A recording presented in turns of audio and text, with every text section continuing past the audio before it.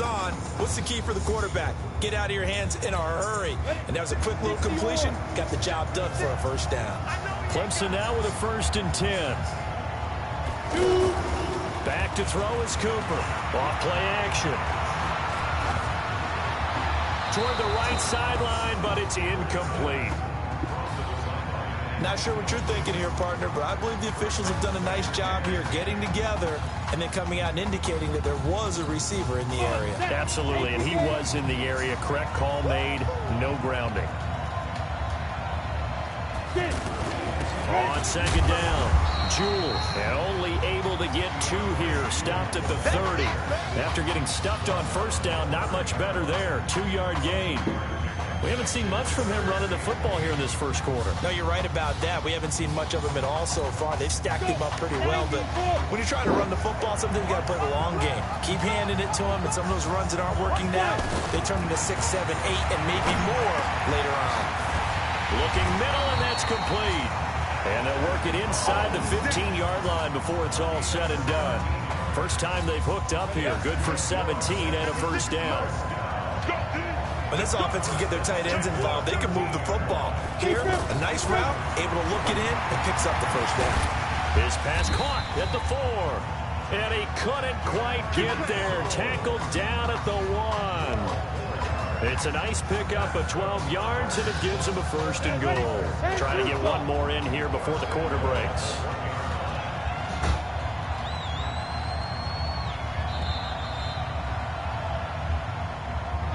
After 1, 7-0 on EA Sports.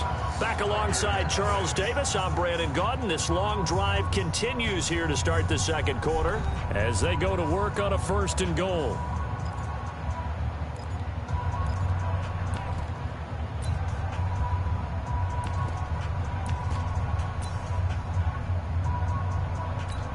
Here's 1st and goal, Clemson.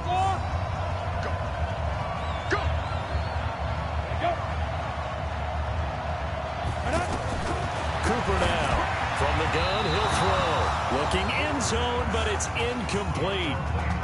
Down this close to the goal line, 1st down. Surprised that wasn't a run? I am, and you know I'm old school. I want to run the ball 1st down in this situation because 2nd down, that gives me an option of running play action and maybe throwing it. Here's Cooper. And he is going to go down. Back at the 11-yard line. When you're this close to the goal line, you've got to expect pressure from the defense, so the ball's got to come out fast. Got to get out of its hands quicker. This has been a long drive. You got to figure a field goal would be a letdown. Can they convert now on 3rd and goal? Now throwing on 3rd down there, but he cannot connect.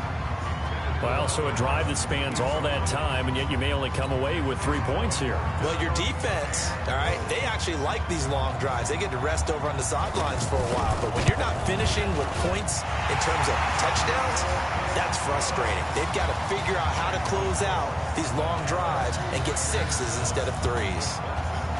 So they get 3, certainly hoping for 6 after a 13-play drive. So you console yourself on defense by saying you did your job, right? If they go 13 plays, you only give up a field goal, you did a nice job there. But here's the other part.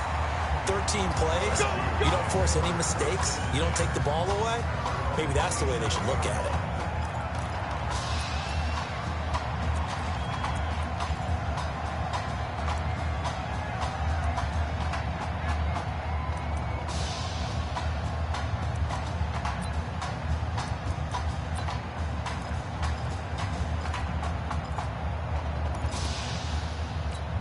The offense for LSU back out there, ready to go.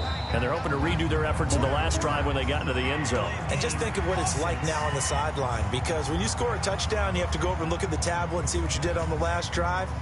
When you scored points, it's a whole lot better view than when you're trying to figure out how to fix things there.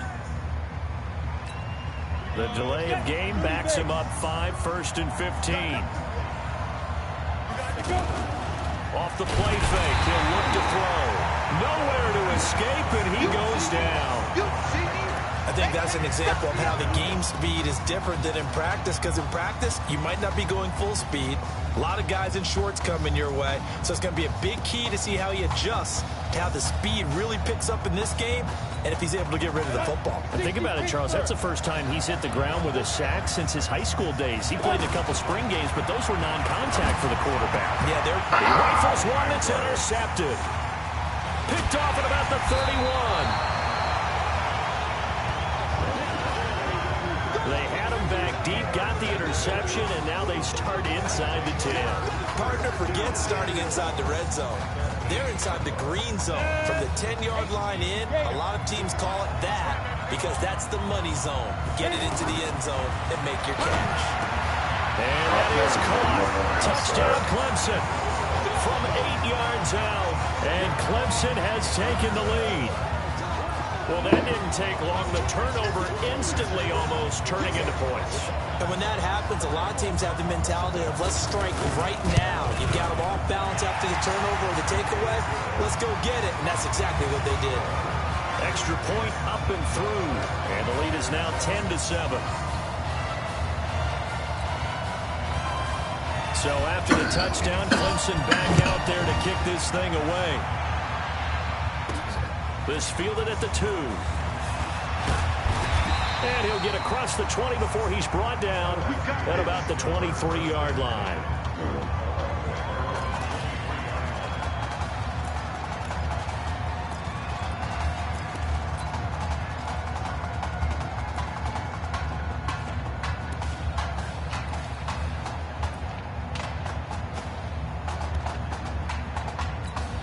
The LSU offense about set to begin their next possession. But Charles, so much of this offense the last few years centering around the combination of Marcus Washington and Isaiah Streets. Streets saying Washington's like a second brother to him. And, of course, many know the story. Isaiah's older brother, Ezekiel, tremendous athlete in his own right, but lost too soon to leukemia a year ago next week at the age of 20. And that is really a gut-wrenching story, as you know. And you look back at their high school days right here in Texas, just outside of Houston. Zeke was the star quarterback, a 4-year starter, 8,000 passing yards. Isaiah, a year younger, he was the receiver. The two of them told recruiters, you know we're a package deal, so if you're coming to get us, you're getting both of us. And Zeke actually recruited by both of these teams playing here tonight. And the two had dreams of playing for a national championship together, and now Isaiah with a chance to fulfill at least part of that dream. This is McGrath. 5 yards on the carry. Good pickup on first down. Despite the blitz, they're still able to pick up a nice solid gain. The disadvantage of blitzing often alters the normal spacing and run fits and leaves creases like they were able to exploit right there.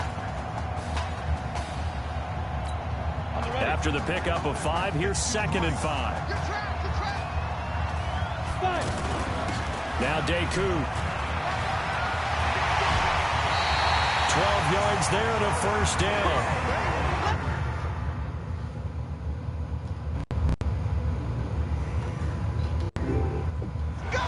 And that's the big.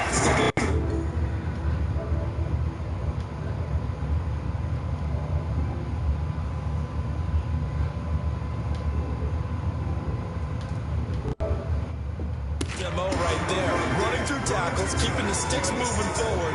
This defense, if you don't bring 11 guys to the ball to try and get him on the ground, he's going to keep making runs like that. I feel the press box shaking every time he touches the rock. LSU with a 1st and 10. Now a give, right side. Livingston looking to find a lane, but he can't. Reined in at the line of scrimmage. No gain on the play. It'll be 2nd down. Perfectly designed blitz right there. They took that one from the grease board to the field because they were able to free up their linebacker to get into the backfield and spill the play. Officially nothing on that last run. They'll try again, 2nd and 10. 2nd and 10. And he's going to go down. He's sacked back at the 24. Great job defensively. I think he was trying to go through his progressions, find someone to get rid of the football. Before he knew it, he was on his back. So that just brings us right back to what you said in the beginning. A great job defensively. Nowhere to go with the football. That led to the sack. Now on 3rd and long, they'll look to throw. Pressure too great, and he goes down once more. And play is stopped here. Timeout. It's the defense calling the timeout here. It's just their first, so they'll have 2 remaining here before we get to halftime. And that is not going to get there. Oh, he missed it short. It's no good. And this score will stay right where it is. Everything looked good. Good snap, good hold. Sometimes, though, the ball just doesn't want to go where you want it. And this one winds up no good.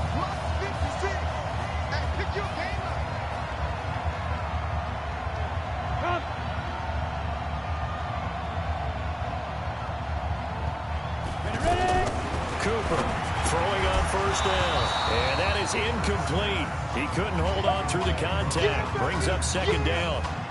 You get a tight end like this, and you know he's used to dishing out punishment, but here, he's one that has to absorb the contact, and as a result, unable to hold on to the football. Here's 2nd and 10 now from the 29. Now Cooper going to throw again. And that's going to be incomplete. Too tough to hold on to that one. It's 2nd down. He was trying to hit Thomas that time, and it's 3rd down. Feels like they're getting caught in between here because they didn't completions on 1st and 2nd down. Now you got to worry a little bit about the clock because you prefer not to give them another shot here in the first half. If you don't pick up the first down, guess what? You're likely going to have to. On 3rd down, Henry. And he's not going to get anywhere close to the marker as he'll stop him well short of the yellow line. Call it a gain of 4, but not enough. The punt team going to need to be summoned here on 4th down. The Clemson punter out there now as he'll punt it away for the 2nd time. Taking it about the 16. That'll be a 50-yard punt with 8 on the return. And possession will switch hands, 1st and 10.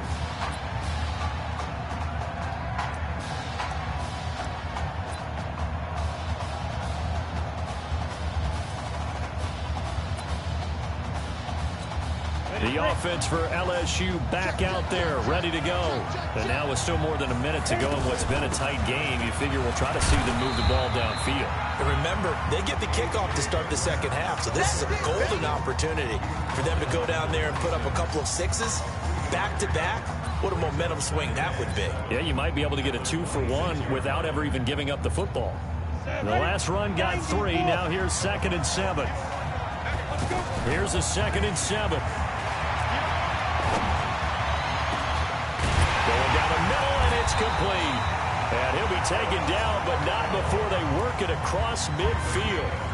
Now the offense going to use the first of their timeouts as they'll stop it with a little over 30 seconds to go in the first half of play. Now a play fake here on 1st down. And the tip there altered the ball flight, and it falls incomplete. It'll be 2nd down. Well, the incompletion, yes, but maybe here not the worst thing in the world? No, not on 1st and 10. It actually gives them a chance to regroup, relax just a little bit. They huddle up, talk it over, then they get a chance to continue their drive. After the incomplete pass, here now is 2nd and 10. The play action fake. They'll look to throw. Nowhere to escape, and he goes down. But no, it takes a start to have a good drive. Quite like a big loss on a sack, does it? Now they're looking at a 3rd and long, and suddenly the momentum shifted to the other side of the football. And old Mo is a very, very fickle man. They'll throw now on the final play. He'll let it go deep for Streets, and that will be incomplete. Well, they weren't scared to let it fly, but it falls to the ground and brings up 4th down.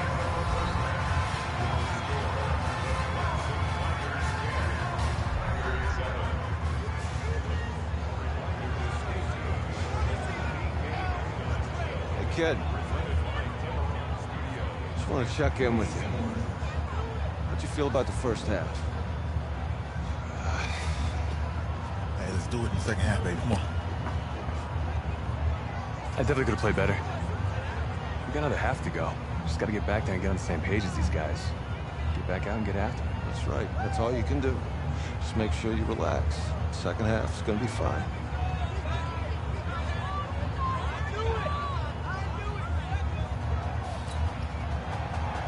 The winner goes on, the loser goes home as we start the second half in this semifinal matchup from Arlington. This is taken at the 3. And he breaks it all the way out to the 38-yard line. Great return. Here we go.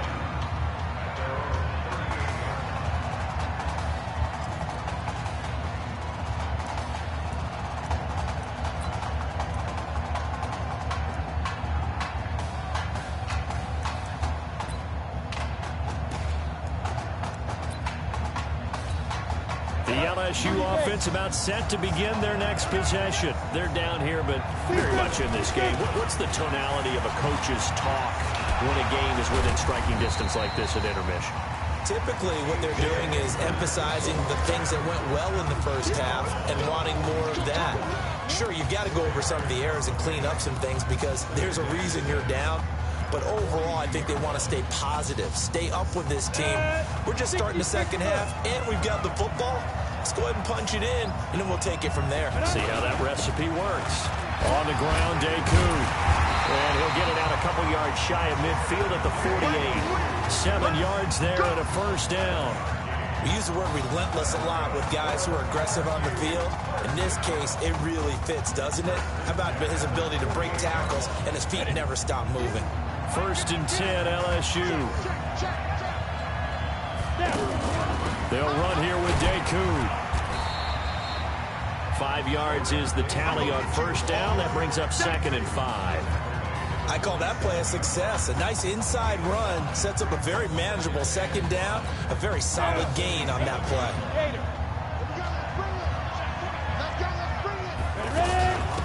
On the ground, McGrath. It'll be a pickup of a couple, and it leaves him with a 3rd and 3. This is what happens sometimes when you abandon the running game. It's hard to get back to it because once guys get out of that mentality of firing out and hitting people, hard to get them started again occasionally. The offense on 3rd down tonight, just 1 for 3 thus far. Here it's 3rd and 3. Check back. Go.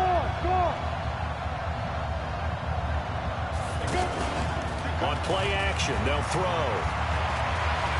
He lets this one fly toward the back of the end zone. Back of the end zone, could he get his feet down? No, it's incomplete. Well, this secondary has done such a good job of frustrating these receivers tonight. Another example right there on the deep ball. Sometimes when the sun goes down and it's just the bright lights in the stadium, there's a little extra spring in their step, doesn't it? And that's what we're seeing from the defenders. Doesn't matter whether it's man or zone. Deep ball, short ball, that was a deep one there. They're making plays on the football, contesting everything. That is caught. He's got streets. And he gets this inside the 35-yard line. A big pickup of 12 yards on 4th down to keep this drive from stalling. When prepping for this semifinal matchup, we went back and saw all the tape on Isaiah Streets throughout the year. And no matter who you talk with around the game, they say Isaiah Streets, what's so impressive, his route running ability. So much discipline, so much precision on the cuts. Not only that, but you sit down with him and you find out what an impressive young man he is. For the amount of talent that he has and all the stars and accolades by his name, incredibly grounded, just a remarkable young man. Well, he was looking for some running room, and there wasn't a whole lot of it there on that play. I think he was lucky to get a couple of yards out of it because those defenders, they were rallying to the football pretty quickly.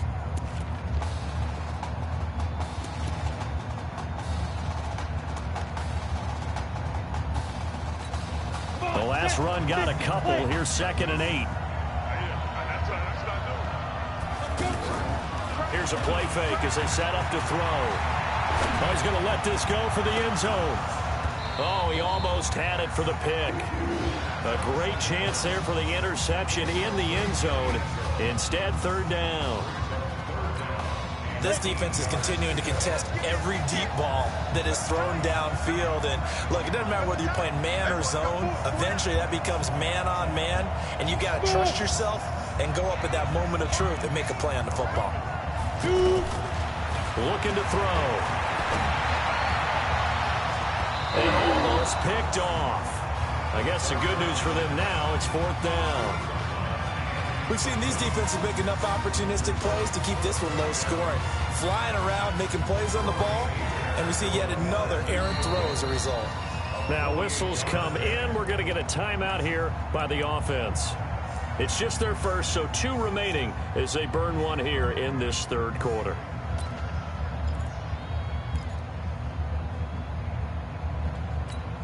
And the offense not going anywhere. They're staying out there. They've converted once already on this drive. Here they go again on 4th down. Now they'll throw here out of the gun. He's got a first down and much more inside the 20. And he's going to be taken down here with a penalty flag on the field.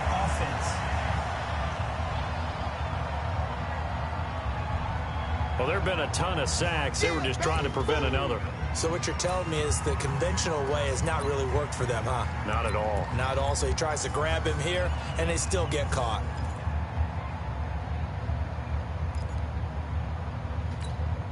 No move to get the offense off the field here. They've converted once on this drive. On 4th, they'll go again and try it once more. Delay of game, offense. And that'll set them back 5. Now LSU's punter getting set, as he should be able to pin him back deep here with his first punt.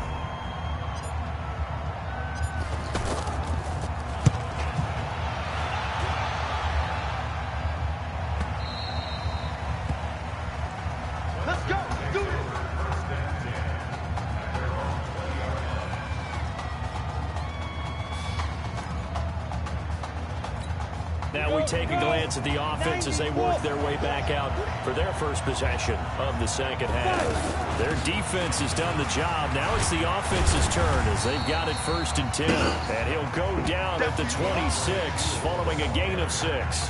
It's a 6-yard pickup, and it gets him to 2nd and 4.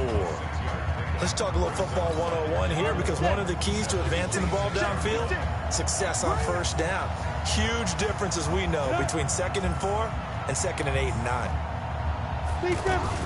Here's Cooper off the play fake. And he can't escape, and down he goes. Man, he got in there so quickly, Charles. What could the offense have done to adjust and account for that? But what you're hoping is that you figure out and you see and get a clue that maybe there's going to be some pressure coming at you, and you change the blocking schemes. Maybe you go to max protection. The biggest one is maybe you bring your running back in to try and keep you clean. But in that case, that didn't happen. 0 accountability, and a sack resulted. Now a deep ball here, hauled in. Man, hell no. Just piss, man. Just past the 50.